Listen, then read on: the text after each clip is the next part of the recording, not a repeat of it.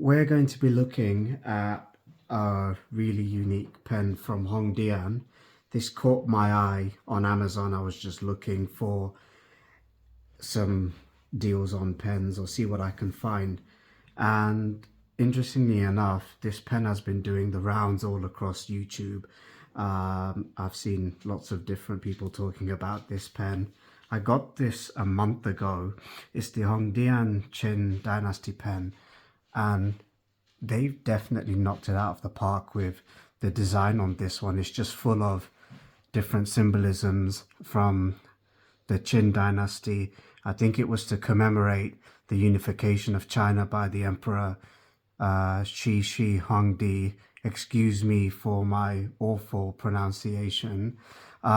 He was an emperor around 230 BC, where he took down 6 warring states in China and unified the country, and they revere it quite heavily in China to the extent where it was one of the first steps into unifying the country. The thing I like about this pen is it's quite thick and bulky. It's a piston filling mechanism pen. There's just so many design elements in this. This pen comes in 4 different colors and variations. I got this in the green along with the red arrow. It's also got a lot of the gold plating around it. Some of the things that I find interesting about the pen is definitely the red arrow. Well, it's meant to be an arrow from a crossbow, which was a very common weapon used in the Qin Dynasty. If you can see the top of the pen where the cap is, I don't know if it's getting focused very well, but it's a Renfa beast, which is basically a mythological creature, a sheep with a horn, essentially a Chinese unicorn. It's supposed to be judging whether who is right or wrong.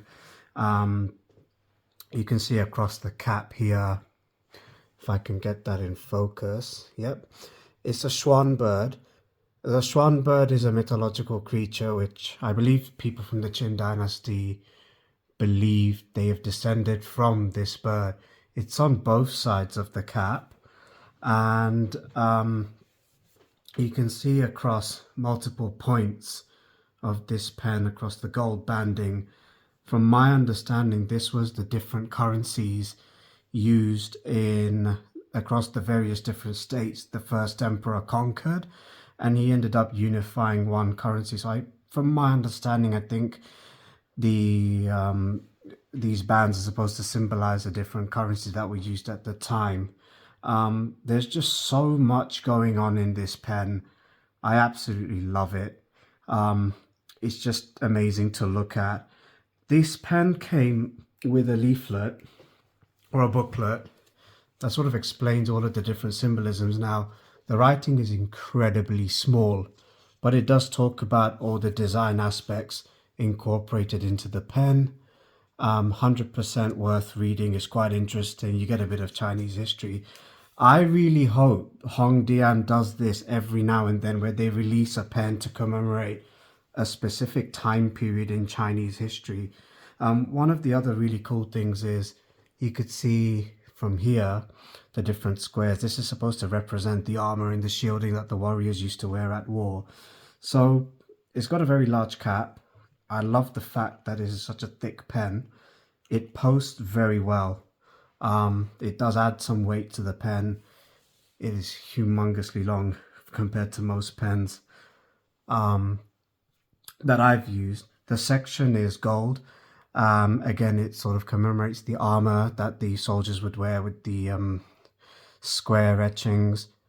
You can also see a little window here to see how much ink you've got left. Not massively helpful because it's horizontal, but there's some indication as to how much ink you have left. And just looking at the nib, it's gold or gold plated. It's got a very nice pattern and design. Just want to see if I can get that focused in. So it's definitely a wonderful piece of art with the nib for sure.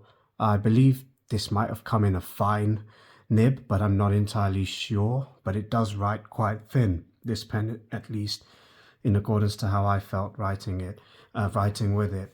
So very good. The cap does post quite nicely onto the top.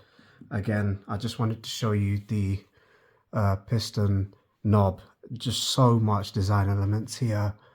Okay, now I'm going to draw this up and demonstrate some writing. I'm going to be using Diamine Sherwood Green today and ink it up, and then we'll demonstrate with some writing. So the pen's all inked up. I've chosen the Sherwood Green. I just wanted to get a green color. I don't know, maybe it's a thing where a lot of people decide to match the color of the pen with the ink. I certainly prefer it. So, writes quite smoothly.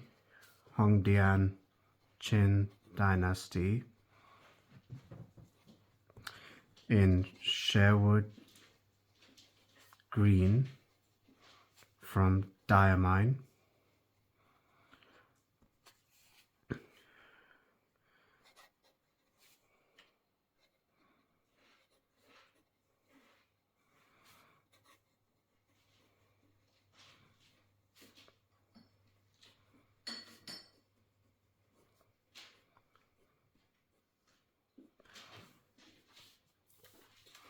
This writes very smoothly. I got this for £52, direct Amazon day one delivery, and I cannot complain about the quality of this pen for that price. I mean, it looks absolutely stunning. It's not as heavy as I thought it would be when I write.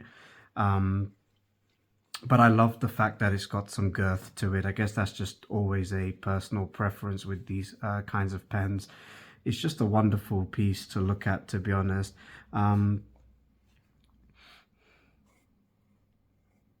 It doesn't skip at all. It's a very smooth writer.